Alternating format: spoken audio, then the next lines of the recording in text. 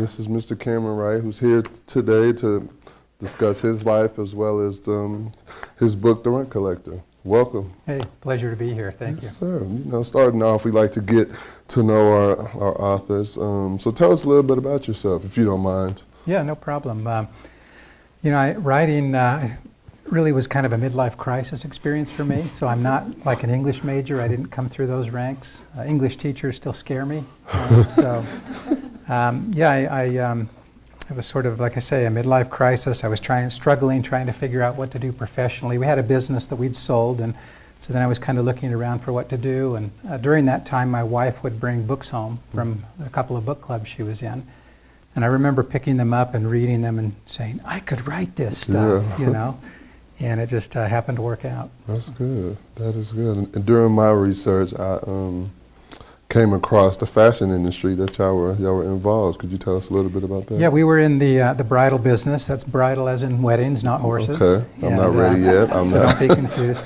It was really a rather embarrassing business to admit to being in, right? Because really? I'm a guy. Like, yeah, I know, right? And I would run into people, and it was always, I was just kind of didn't want to tell them. And I ran into a man one time, and we were chatting, and he could tell that I was kind of like, oh, well, yeah, I'm in the bridal business. And he listened patiently, and then he said, Cameron, you have no idea. I own lingerie stores. And so I promised I wouldn't complain after that, right? But so yeah, we were in the bridal business, had some retail stores, and then we had the opportunity. My wife is a fashion designer, and she had the opportunity to design for the McCall Pattern Company. Mm-hmm. And so for several years, she was their exclusive bridal designer. So we would, fly to New York and present those, and yeah, it was great. That's amazing. That is amazing. But since your wife is here, hello, Mrs. Wright, what would you say is a key to keeping marriages together? Yeah, we go all over the place. Yeah, Ekpesbookclub Live. This is what we do. I would have studied if I knew you were going to ask questions like that.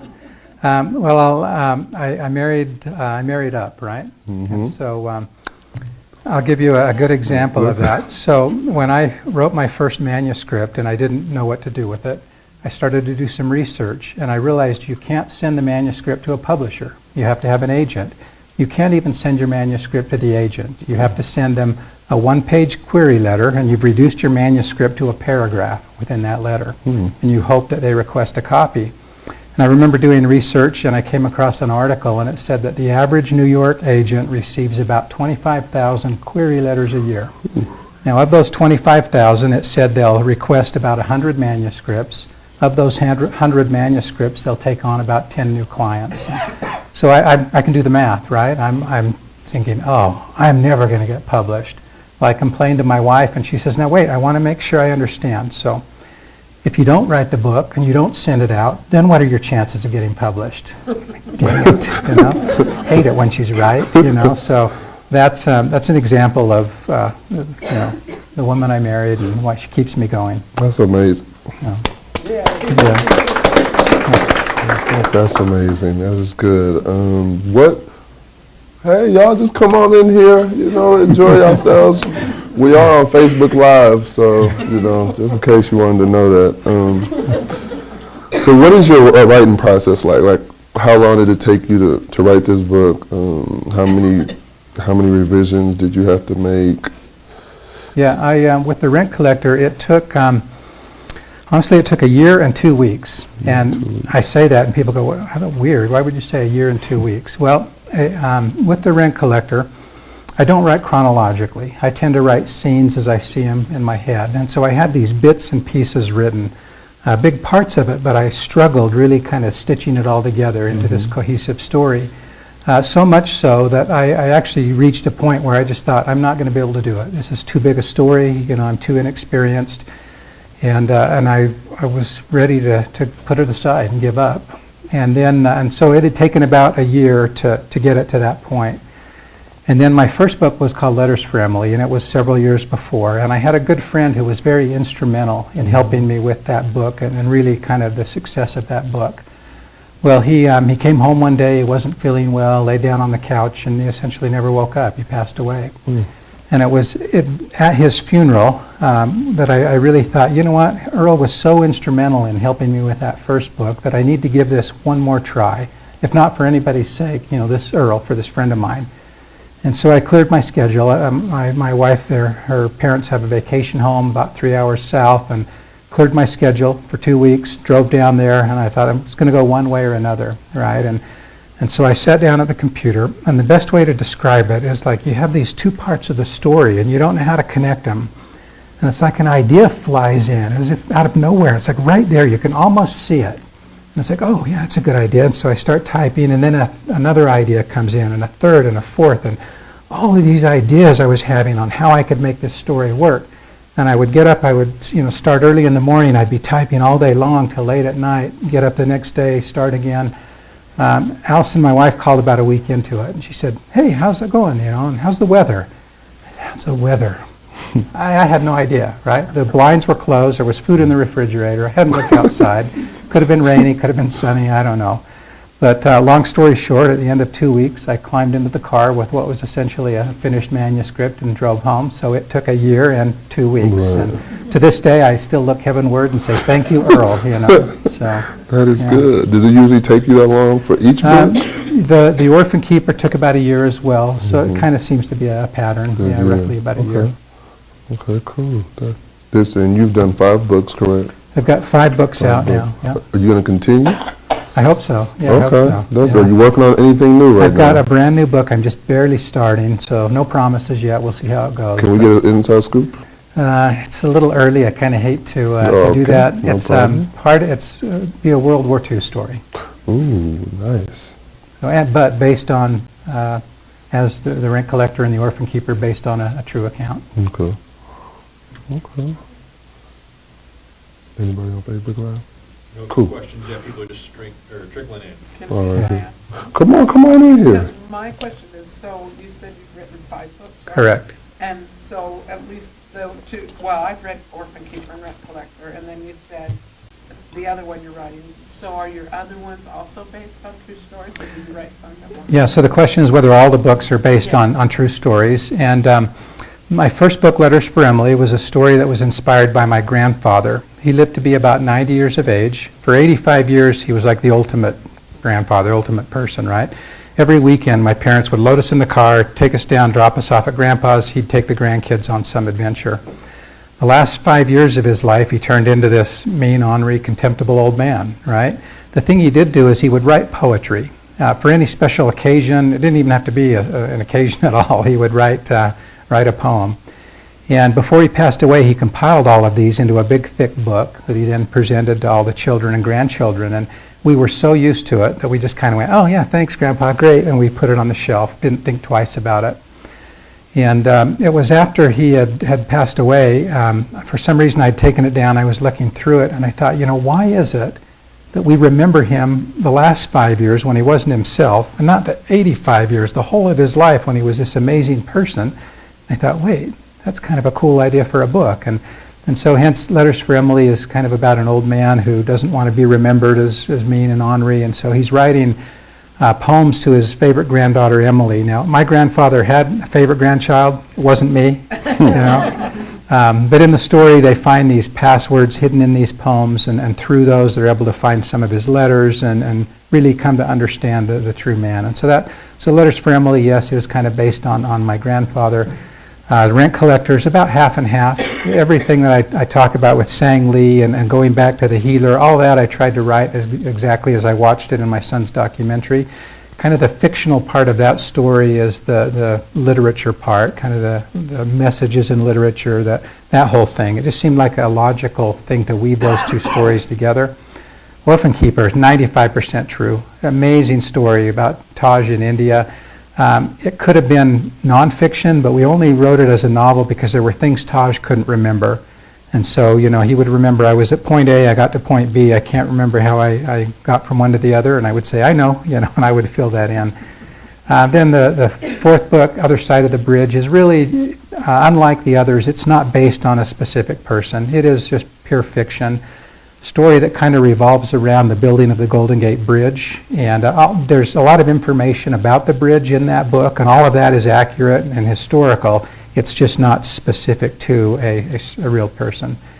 And the Christmas book that just came out is It's not, it's also just pure fiction, but of all the books I've written, it's probably most reflective of who I am as a person. So it's a story about the Christmas book. It's a story that kind of makes light fun of the myriad of Christmas books that come out every year, right? And there's tons of them, right? Every author has one. And so I kind of poke light fun at that. In fact, the name of the book, it was supposed to be called, the name in my contract with the publisher was going to be called The Christmas Carol Angel Box Wish, because all the best nouns are taken. And they called up and said, now we're not really going to call it that, are we? Before it was published. And I said, well, yeah, of course we are. And we went back and forth, and they finally convinced me it was probably too long, that people may not get it if they were just, reading it. And so we changed it to Christmas by Accident, which sounds like a bad Hallmark movie, but, it's all right. So yeah, the first three mostly based on real, the last two not so much, and then this next one that I hope is again back to the based on a real story. And that was a very long answer, wasn't it? No, I love it. Okay.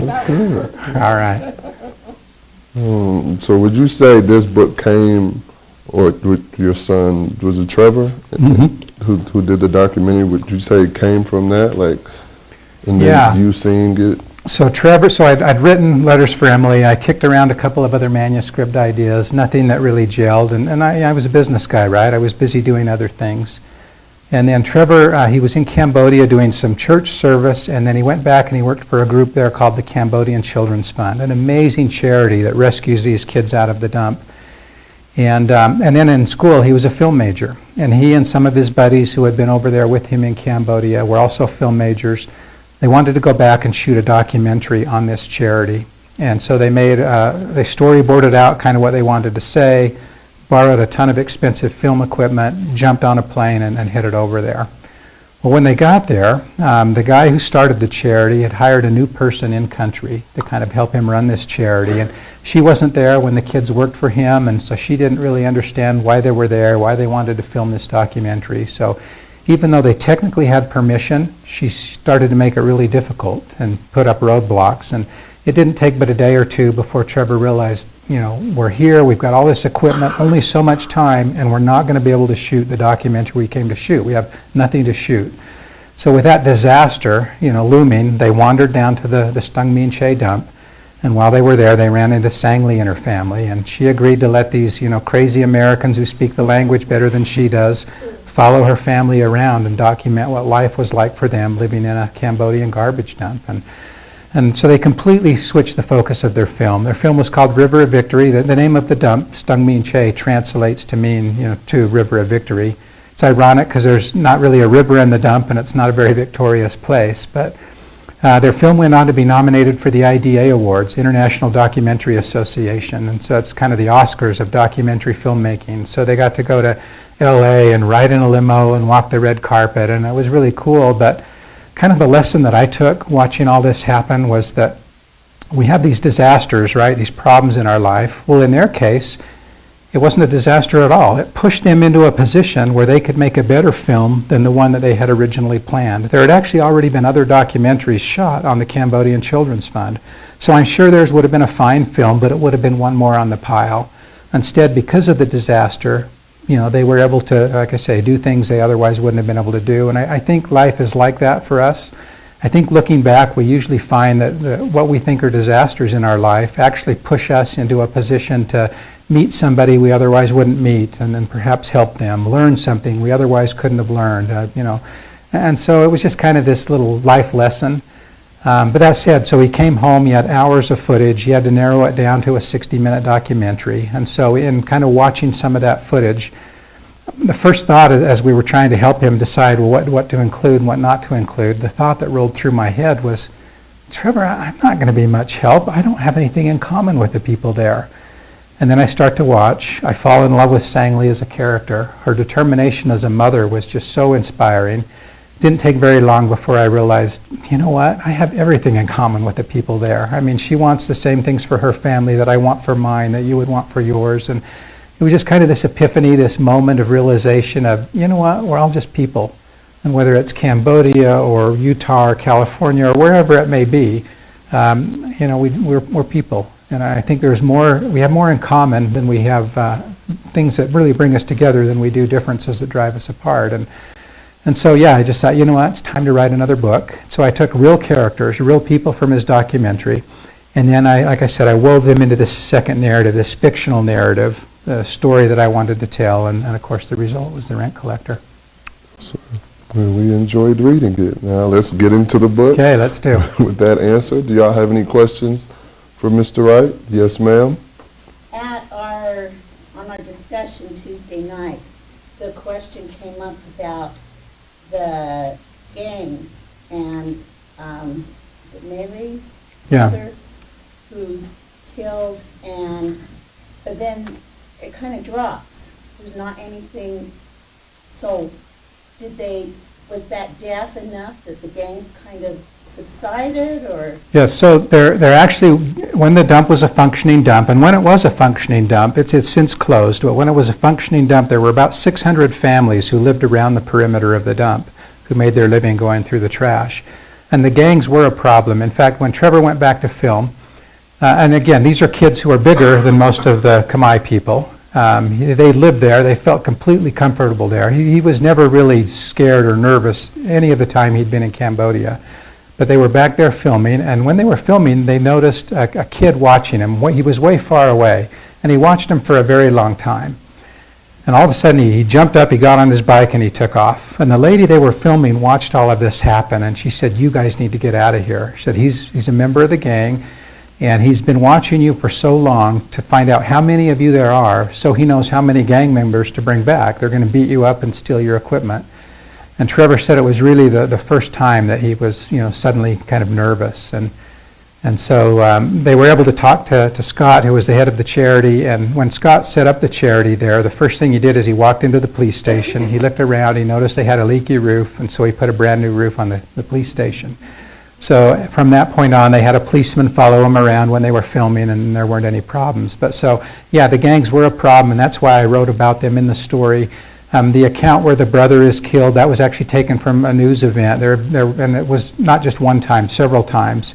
Because the policeman wouldn't go into the dump, there was a little bit of sort of vigilante-ism going on, and so there were accounts of if they caught somebody doing something that they didn't think was proper, there were a couple of times where people were actually beat to death. And so I just included that because it had actually happened. Now, I included her as a character. She was the one character in the book that really wasn't based on somebody in my son's documentary. So why did I include her? Well, I included her in that situation because for those who haven't read the book and might be watching, she's threatened about being sold into the child sex trade. And I just wanted to shine the light on that, right? I mean, it's been a problem in Cambodia and other Asian countries. And how do you solve the problem? Well, you solve it by shining the light of truth, if you will, on it, by exposing it. And so I didn't want to dwell on that. I didn't want to have it be this negative part of the book. I just wanted to make people aware. And so that's really kind of why I included her in the story and why she's part of the story. We read a book that had that in it too. Did you? 2 books ago. Does anybody remember that book? Maybe. No. And I think this... After Anna, yes. Okay. See? You on it. That was my second favorite book of last year. Okay, cool. Yeah, we touched on that.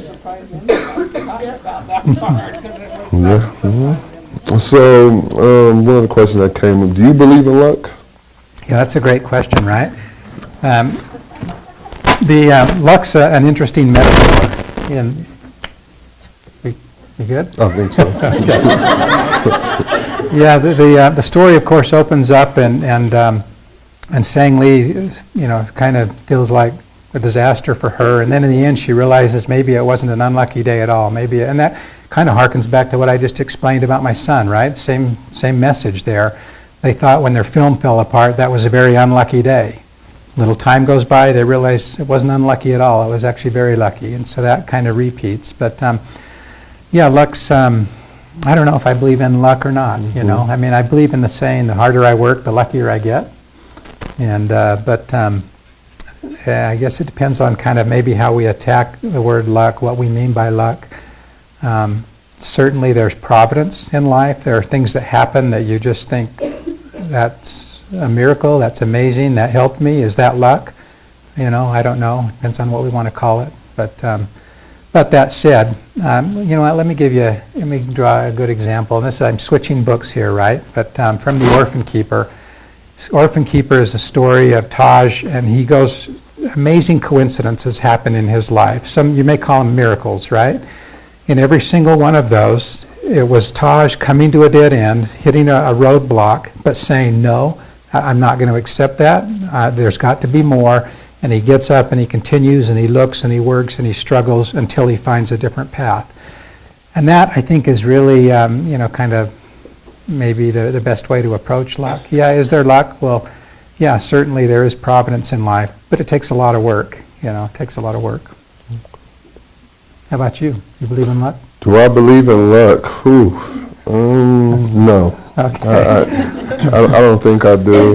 right. Somebody may argue against me. I just believe in hard work. That's what my dad always, you know, drilled into the ground. Stay in your books. You know, he wasn't really big on basketball. He came from Nigeria in the 80s, and education was his way to get, you know, a better living and a better life for us. So that's what I've believed in since the beginning. Have you changed his mind about the basketball thing? Not really. Not, you know, Stubborn dad. He was just one of those guys, man. You know, you got a game? Okay, I'll see you later. All right, how'd the game go? We won. Good job. All right.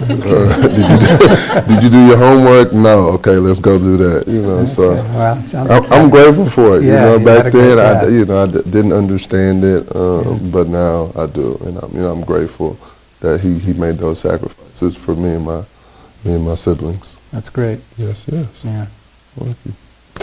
That was a good moment, y'all. That was a good moment. Any other questions from the book? Yeah, okay. Me? Yeah? Okay. Yes, ma'am. So you mentioned a lot of novels and stories and stuff, and now that you've mentioned that the literature aspect is fictional, where did you get your inspiration to tie in so many literary elements from novels, like just all of that? Yeah, good question. So, you know, I talked about how the writing was kind of a midlife crisis thing. Reading was really kind of the same way. I mean, I read quite a bit as a kid, but not a voracious reader. But really, as I started to write, I started to read more, and I'm intrigued really for years on classical literature and the messages that we see repeat over and over again in classical literature. And when I say messages, I'm talking about like lessons like don't give up hope.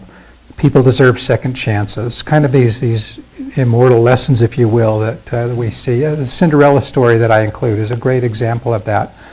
So you can take the Cinderella story, you can take any culture in any period of time, and they all have their own Cinderella story, even isolated cultures. And you think, how is that possible? Why is that, you know? And so I've always been fascinated by that classical literature just seems to support these messages of hope in life. And so I'd always been intrigued, thinking, someday I'd love to write a story that includes those. And so when Sang Lee's story came along, I remember seeing Trevor in the film, in his footage, I remember seeing the women at the dump, and they would find magazines and parts of books, and they would love those. You could see they were so excited, and they would sit in this group and flip through them. And I'm watching that, thinking they're at the dump, and yet they're excited to be reading. And it just seemed like the perfect story to kind of weave those two together, and that's kind of why I included those. Great. There was a hand in the back. Yeah, what was the black tar medicine? Yeah, and so just the question is, what was the black tar? And I'll just give a little bit of history so people who are watching will kind of understand the context. So Trevor arrives, they start filming, they realize Sang Lee's son is deathly ill. He's been to countless doctors that you and I go to. They would fly over there and do a little 2-week charity clinic and offer, free medical help for the poor people there. And so she's been to several of these. They give her vitamins, they give her antibiotics. As long as her son is on the medicine, he seems to be fine. As soon as the medicine runs out, he gets sick again. Well, while they're there filming, she gets into her head that she needs to take her son back to the province to see the healer. I'm watching that in the documentary. I love that, right? Because as a writer, now you've got this clash of cultures. You've got the modern Western ways clashing with the old Cambodian ways, and I thought, okay, that's going to be cool. Well, she takes him back to the healer. The healer has this black gooey tar, dirty hypodermic needles, picks one, mixes it in, takes the child's wrist, bends him back. The child starts to scream before the healer even touches him. He's been to enough doctors. He knows what's coming is probably not going to feel very good, right? The healer mixes it in the gooey tar, pokes the child in his wrists. The child's, of course, screaming, pokes both wrists, pokes him in his feet, has Sang Lee take what's left over, stick in his mouth. So now the child's gagging. I'm watching the footage. As a parent, I'm horrified. Had I been able to reach through the screen and rescue the kid, I absolutely would have. Now the irony, Trevor went back 6 months later. The child is fine. He's been fine ever since. How do you explain that? When we went back, he was by then about 7, 8. You know, he was so healthy, he was annoying. You know, he was out of control. He was jumping all over us. He would always get into trouble. I looked at his wrists, and he actually still had the little black marks in his wrists where the healer had poked him. And so, yeah, what was it? What did the healer use? You know, I have no idea, but I want to go back and find out because I would like to start a pharmaceutical company. You know? So, yeah, it's hard to explain why. The first thing the healer said when he saw the child was, "Oh, I can cure him." He was completely confident. And he did. I mean, that's crazy. Yeah. Was the dream, okay, so parts of the book is true. So was the dream about the father, or not the dream, but knowing that her father died, you know? Yeah, so Sang Lee's family, of course, lived in the province there, and so they knew the healer. But a lot of that background with her father was kind of the fictional part. I was kind of sorry. Yeah. That was good. So that was really good. That. That was good. I know there was a question. It could have happened, though. It could have. No, Yeah. you know, got to call him up somehow. Yeah. I know there was another hand. Yes. No, okay. Right. With, I have a question. yes, sir. So did you come up with the idea, fight evil, or fight ignorance with words and evil with a knife? Or where did you get that idea? I think I did pen those words, actually. And you know, there's a lot of wisdom in the book. There's a lot of, I pulled a lot of lessons from, of course, classical literature. A lot of the grandfather's wisdom, I tried to go research and include, you know, Cambodian proverbs, folklore, wisdom that was native to Cambodia. But, you know, then again, so I also, if I hear something really cool, I'll usually write it down and stick it in a file. So I was going to that file. I was using all avenues there. Some of it I made up. Some of it I pulled from existing sources. Yeah. So how much of that is your philosophy? 76%. No, I don't know. I'm just kidding. Most of it, I mean, as you write, you can't help but, now, I'm writing the book. The book's written Sang Lee's first person, right? So I'm this guy in America writing as a Cambodian woman. You think, how do you do that? You know, and I don't know, how do you do that? You know, you just try and put yourself into their position, try and think how they would think. And you don't want to really, you want to act how they would act, not how I would act. And so I was trying to do that. But that said, you know, a lot of the messages in there are messages that I wanted to include in the story that I've found in classical literature that I think are timeless. And so, you know, it's just an interesting mix. But yeah, I think I would stand by most of the messages in the book as being, yeah, right on, that's valid. Follow that, and life will go well for you, you know. So who do you stab?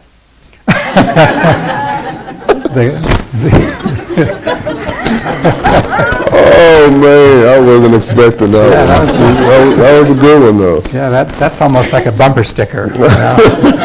Who in life do you stab? That's going to take some contemplation. I'll get back to you on that one. Yeah. I'll wait for the next Okay.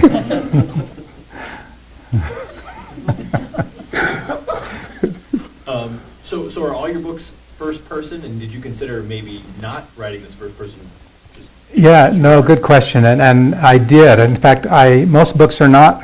It was not only first person; it was first person present tense, right? Which is rather unusual. Most books are written third person past tense. You know, I don't know what percentage, but the vast majority. And I started writing the book that way, and it was kind of like, and this makes you sound a little schizophrenic perhaps, but there are times where you start and write about the characters, and they take over, and they say, no, I wouldn't, you know, because you'll think, I'm going to have them do this. And they say, I would never do that. And so I'm trying to write this third person, and Sang-Lee, it's like she's yelling at me, saying, no, this is my story. I'm going to tell it first person, present tense. And so I finally listened and rewrote everything, and it just really felt more natural once I jumped into, it then was indeed her story, and present tense perhaps because I didn't want people, I wanted people to be in the dump with her. And to do that, it has to be happening now. And present tense seemed like the way to do that. And it was very challenging for me. It was a little tougher to write that way, but I'm glad that I did. How did you come up with the rent collector's name, Soap Pops? Yeah, so, and Sang-Lee actually did have an angry old Cambodian woman who came around and collected her rent. I took everything I knew about her, and everything I knew about her I just told you. Angry old Cambodian woman who collected Sang-Lee's rent. I used her in the story to kind of tell what happened to the Khmer people during the revolution. So I took real accounts of real people, and then I wove them into this character. And I don't know what her... Sang-Lee's actual rent collector, what her real name was. So Sang-Lee is her name. Her husband, Kai Lim, however you want to pronounce it, that is his name. A lot of the other names I actually had to change because the real Cambodian names, I couldn't say them, I couldn't pronounce them. And so I tried I obviously looked at a list of Cambodian names, and I was trying to pick names that just seemed to fit, that felt right. And when I realized that the name Sin is a Cambodian name, I thought, heaven sent, right? Because this is a story of redemption. And so to be able to have her, and it means nothing to anybody in Khmer, right? It doesn't mean the same thing to them as it does to us, but that's okay. It hasn't been translated into Khmer. But I love the fact that her name, that her last name, Sin, ties back into the whole metaphor of redemption and our lives. And so, yeah, I was picking names off of lists. Mm-hmm. Okay. Yeah, and there is a pronunciation guide that my son has done on the website, therentcollectorbook.com. So any, fanatical pronunciationists out there, you want to know exactly, and he'll say on there, in English or in America, in the United States, I forget how he's worded it, in the United States we would say, and then he says the word, in Cambodia they would say, and then he says it exactly like a Khmer person would say it in their language. And so you can kind of get both pronunciations for all of the characters in the book. Yeah. Did Sang-Lee get out of the dump, and did she learn to read? Yeah, let's tackle the did she read question first. So Sang-Lee told Trevor that she didn't know how to read, and then he discovered she could read, just not very well. And he said they're really common with the Khmer people. They'll be embarrassed, and so they'll say they can't, even though they can. Since we reconnected with her, she has been reading, and she does love to read. In fact, she said something that really was amazing, and we can all take a lesson from this. After we connected with her, some time went by, and then she told Trevor, she said, now that I'm reading more, I'm not as scared to be at the dump at night. That's amazing, right? I would have said, now that I bought a baseball bat, I'm not as scared to be at the dump at night, right? That's how I would approach it. But with her, it was reading that took away fear, that gave her confidence. That's astounding. And I would contend that will apply to everybody. The more we read, the more we learn, the more we embrace literature, we'll have less fear, we'll have more confidence. And so, yeah, she taught that lesson, and I thought that was amazing. I decided at the end of the book to leave her in the dump because one of the messages of the book is that it doesn't matter where we live, but how we live. And so to kind of stay true to that, it just sort of made sense that, her surroundings weren't as important as the fact that she was a changed person, that others around her had changed. And so that just, like I say, it made sense. The real Sang-Lee no longer lives in the dump. The dump's been closed. The government moved the dump far away from the city. And in fact, CCF, the Cambodian Children's Fund, came in and bought up a lot of that ground, or they built housing there for a lot of the people who used to live there on the dump. And the old dump, for all practical purposes, is now pretty much gone. It's been developed over. Yeah, but that said, pick any third world country, they all have a dump exactly like that, where people go through the trash to make a living. So it happens all over the world. Yeah. What's so into the process? I'm always enamored with people's process. Forgive me if you already answered it, but you like to set a deadline for yourself as far as when you write books, or you just kind of going afield as well, like as far as your process of creating and everything? Yeah. I'm a pretty motivated person, so I tend to not have to set deadlines to force myself. But that said, there was an author once who said, he said, there's 2 words that will make you successful if you're writing a book. Those 2 words, he said, are butt and chair. You keep your butt in your chair for so many hours a day, and then you'll eventually finish your book. And there is a lot of wisdom to that. You know, people talk about writer's block, and you know, and there's the whole argument of, well, do plumbers have plumber's block? You know, I just can't put a toilet in today. You know, I'm just not in the mood. So there's something to be said for just powering through, even though you don't feel like it, to just spend the time. What usually happens with me is I'll spend all day writing, and then at the end of the day I'll realize I've written crap all day long, right? And that's okay. That's actually okay. The next morning you get up and now you've got a page of crap out of the way. You don't have to worry about it, and hopefully that day you'll write something worthwhile. So I'm not a writer that just spews out. It's a struggle and work, and you just have to keep at it and at it and at it. And that's really the best advice I can give anybody trying to write, is you just have to pay the price, keep at it, don't give up. I had a friend say, passion finds a way, and I think there's a lot of wisdom in that. And so I tend to, once I start a book, I tend to ignore everything around me. Sorry, honey. And really just focus, and then I kind of lose track of, and it's just you and the story, and that works for a few days, and then you have to stop and go, you know, put the fires out and do what you need to do. But that's just kind of my process. I know every writer is different, but that's kind of how it works with me. That's good. Oh, sorry. So in writing the book and the process, what I really enjoyed the story with the elephant, and you know, and then you have the whole relationship with dying alone, and then dying with, you know, somebody next to you. Where did that come from?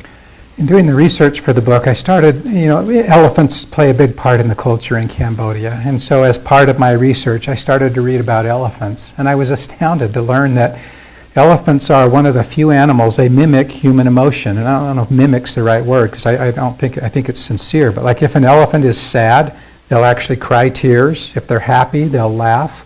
I mean, they have a lot of the same emotions that we have as people. And I love that. If they're walking along and there are elephant bones in the trail, they will take them and go bury them and do something with them. And there's a reverence there for their dead friends or relatives. And I don't know, I love the fact that elephants in that regard were so close to people, and I knew I wanted to kind of involve them. Of all the parts of the book, I would have to say that the little essay on the old woman and the elephant is my favorite. It flowed, it worked from a metaphor point of view, and both really all aspects. It was one of those moments where I couldn't type fast enough once I started it. So that's kind of how that came about, and why I just really kind of like that part. I love that. I love that Thank part. you. Yes. So as Sophie was passing away, saying we noticed scarring on her ankle. Yeah. Was that from maybe Sophie running into her house, grabbing books, as it was burning down, or where did that come from exactly? That's the thought. Yeah, and I appreciate that question. And I purposely didn't connect a lot of the dots, right? Because I don't like that in a book. I don't want to be talked down to. It's kind of like, if you get it, great. If you don't, you hope the story's still enthralling as well. But the scars really on her ankles come from collecting. You know, how did she become a landowner? How did she become the owner, the rent collector herself, and not just, because at first we think she's just representing the property owner, and then we come to realize, no, she owns the properties. Well, I talk in there about there are different ways to collect garbage in the dump, and the most dangerous way, the dump is, there are parts where the methane gas, as the decays, will build up and it will spontaneously catch fire. So the dump, it closed in 2009. We went back in 2012, so they hadn't brought new garbage into the dump for 3 years, and yet there were still parts of the dump burning when we went back. It was rather amazing. And so when they would collect, you know, you can collect if the garbage truck comes in and dumps its load. That's one way, and you collect right there. Another way would be to let the dump burn. It would catch fire, burn down to ash, and then they would walk into the ash and look for the metal. And so the idea was that that's the most dangerous way to collect, but it's also probably the most profitable. And so she likely made enough money to be able to buy those properties by collecting in the most dangerous parts of the dump. And I put that scenario forth because I love the idea of, you know, we all talk about the phoenix rising from the ashes, right? Well, then she becomes the literal phoenix. I mean, she is rising from the ashes, the true ashes in the dump, to better herself. And so I love the metaphor that was attached to that. And so that was really my intent, that those scars on her ankles came from collecting in the ash in the dump, the most dangerous parts. Yeah. A question from online from Jessica, just about. Hey, Jessica, thank you for joining us tonight at Facebook Club in where Utah St. Louis is Live. now, and I guess you went there in 2012 when this book came out. Is this something that you showed her? I mean, what her thoughts are on that? Do you stay connected with that family? Yeah. So we have stayed fairly connected with her. We gave her a cell phone, and then they sold the first cell phone we gave them. And so we had to get him another cell phone, and it's been a struggle. Part of the goal has been to try and help raise the family out of poverty, and it's been a 2 steps forward, 1 step back process. I'll give you an example. When they would work in the dump, they would make about $5 a day going through the trash. When the dump closed, he had to go out into the city pulling a cart and go through trash in the city, and it cut their income in about half. So he was making about $2.50 a day when we found him. So we thought, how can we help the family? Well, in Cambodia, if you need to get around, they have these motos, the motorcycle scooter things. They're everywhere. There's millions of them. We thought, well, if we can get him a scooter or a moto, he'll be able to start his own taxi service. And so we did, and immediately the family income jumped to about $8.50. So we thought we were so cool, right? We'd tripled the family income. And then some time went by, and Trevor called up, and he said, hey, how are things going? And she said, oh, it's been really hard lately. And he said, well, why? Isn't the moto business going well? Oh, we don't have the moto anymore. Wait, what? What happened to the moto? And she explained, well, we needed some money for something. We didn't have it, so we put the moto up as collateral. Not thinking through that now without the moto, we don't have any way to pay off the loan that we just put the moto up as collateral for. But again, that's not in their psyche, in their thinking. You know, they get up and they think, how are we going to eat today? And that's as far as they really go. And so it has been, like I say, 2 steps forward, 1 step back, but we're still trying to work with her. She's doing well. This is going to be a sad little tidbit for those who aren't aware, but I'm terrible with dates, but it would have been about a year ago or so. Her husband wasn't feeling well. He went into a hospital, and within 2 days he'd passed away.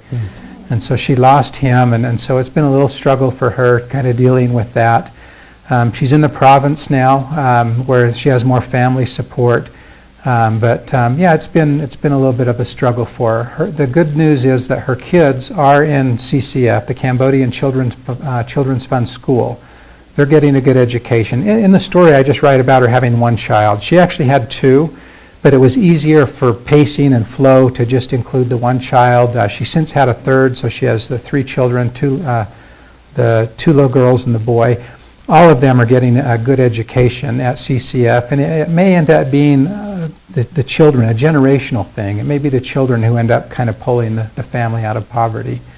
But you know, it's like everybody, right? She has good days and bad days and struggles, and then tries to overcome those struggles, and that's why I loved her as a character. You know?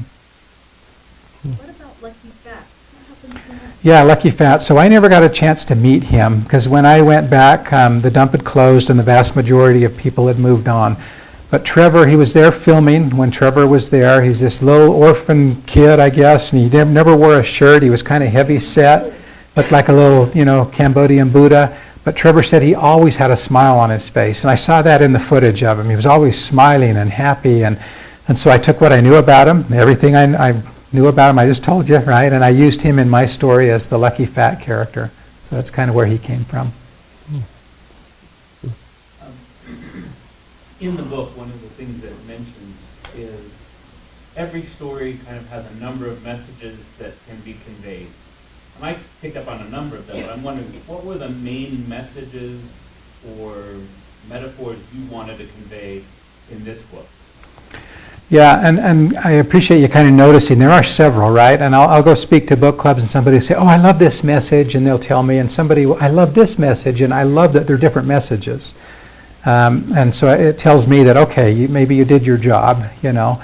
I mean, certainly it's a story of redemption. I touched on that, and I think that's important.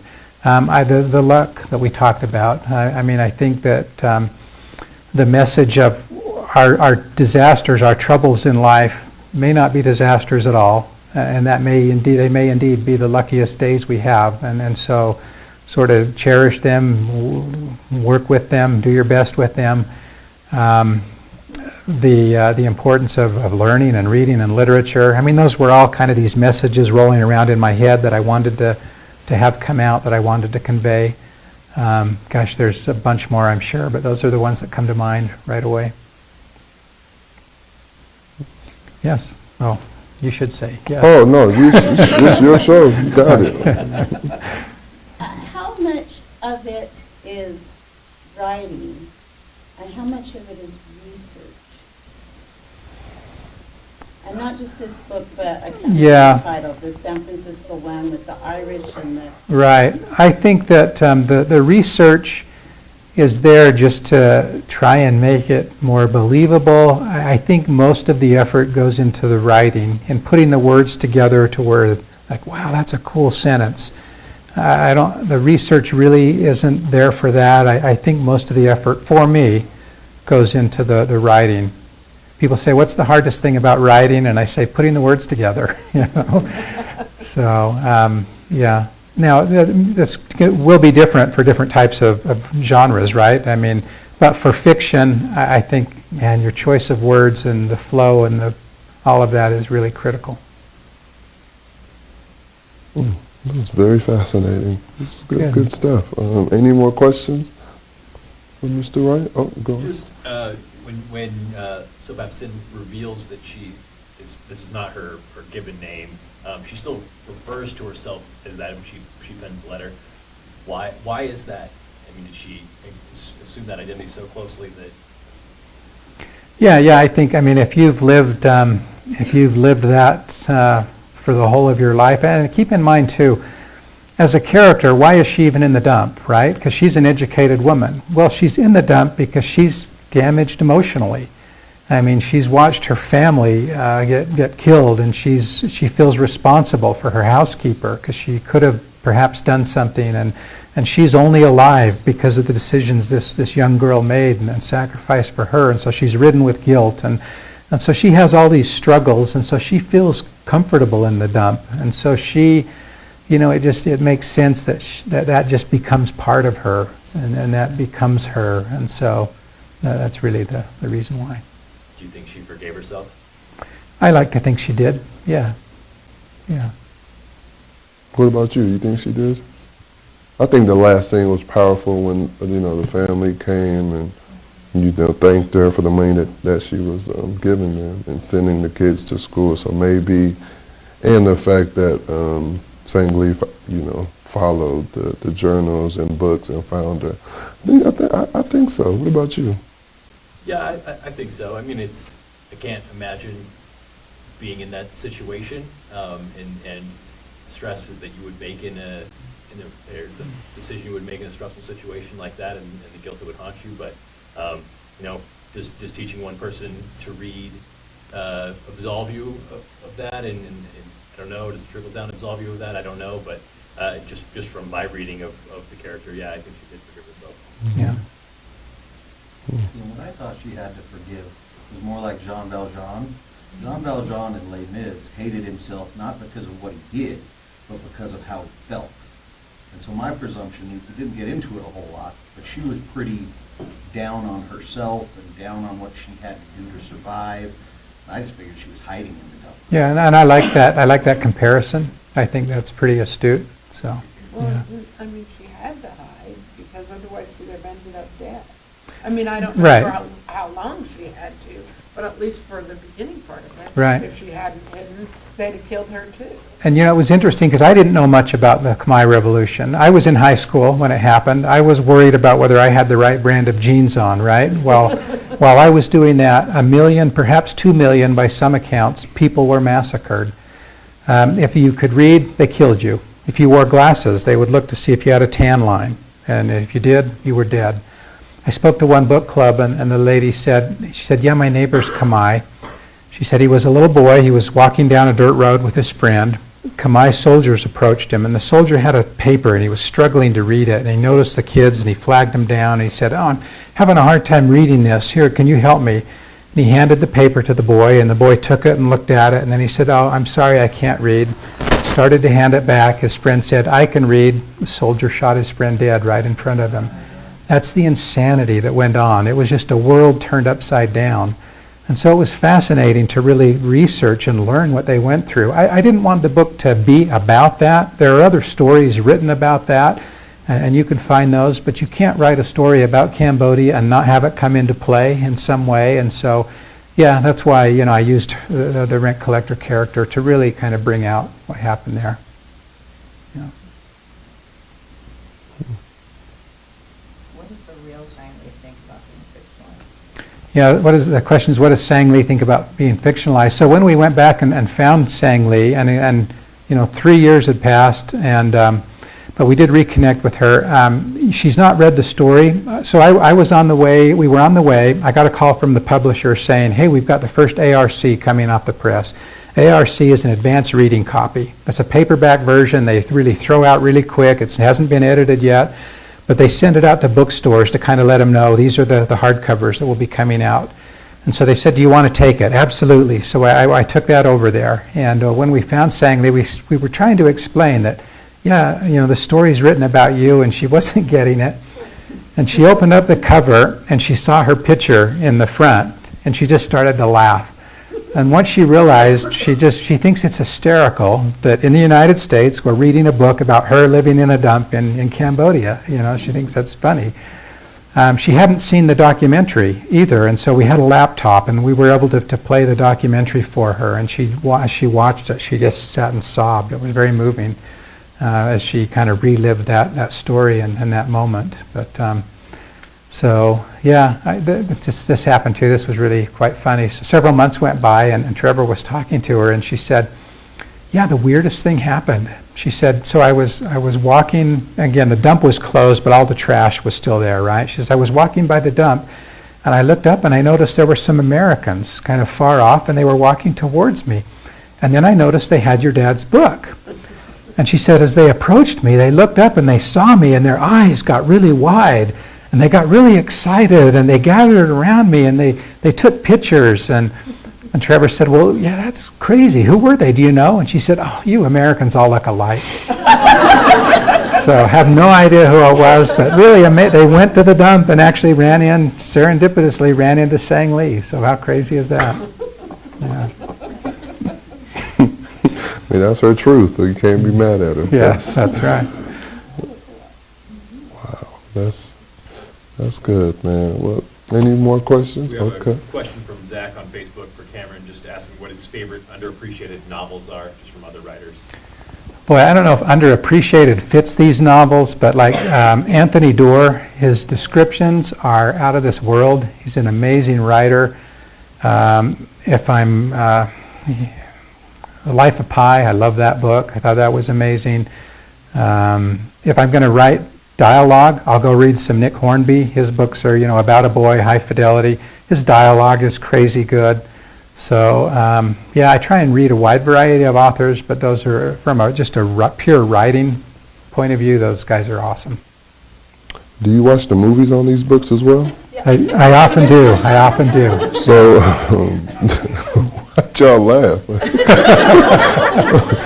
So do any of the movies ever stand up to the book, in your opinion? Seldom, but on occasion. Yeah, seldom, but on occasion.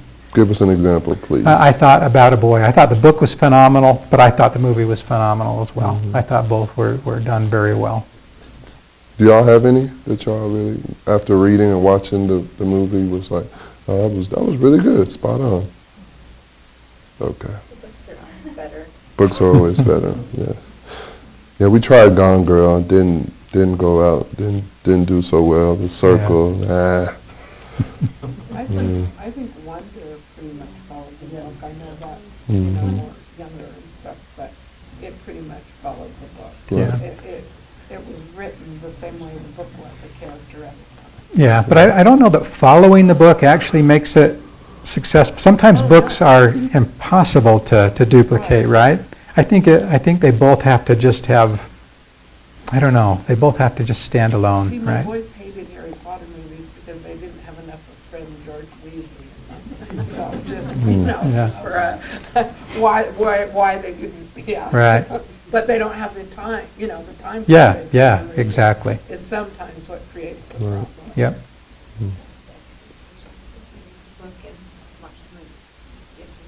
Exactly. I think that's the key. Is don't set up expectations. Yeah.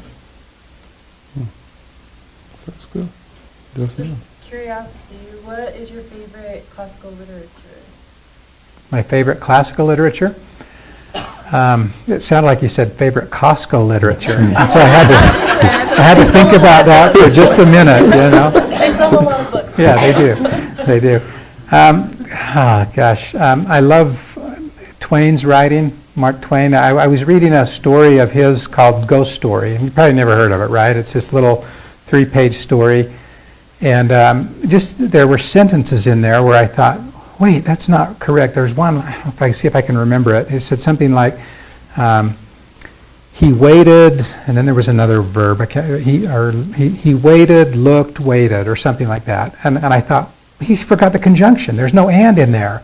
That's a mistake. And then I realized, oh, that's brilliant, And so I've actually tried to mimic that on occasion. And I'll have a sentence or two. You'll stumble across a sentence or two like that in my book. And so that's a perfect example of realizing, hey, he knew what he was doing, and I want to try and, write as well as he does. And so, yeah. Mark Twain, we gotta look into him. Yeah. Have y'all read Mark Twain? Good books? Like a discussion type books, or? Not all of them. Not Yeah. yeah. A lot of books. Right, yeah, I have no clue. Huckleberry Finn. Oh, we can go back to that. I remember that one. Had that in school, but didn't, read it. Yeah. It's unfortunate. Any more questions for the author? Or for myself, we are here. Right. We're on Utah Live. Anything, sir, from the group? Just way to go, Jazz. Yeah, we've been playing. We've been playing good. The big game tomorrow. Just got to keep improving. And I love when you get into the game. No, I appreciate that. Right here, I do. I appreciate that. Yeah, but thank you all for coming. This was our second event, with Mr. Wright. I'm very glad we were able to read your book, and you were able to come to this event. We really look forward to it. Our next event will be February 7th. Yes, we'll have the wonderful Gail Miller here. So that should, yes, I know. We're gonna go all the above. She may make me take this down since this is her team and just have a jazz backdrop. Yeah, so I might do that. So we'll be looking forward to that, and we'll have another one at the end of the month, and then just finish out the year. But thank y'all again.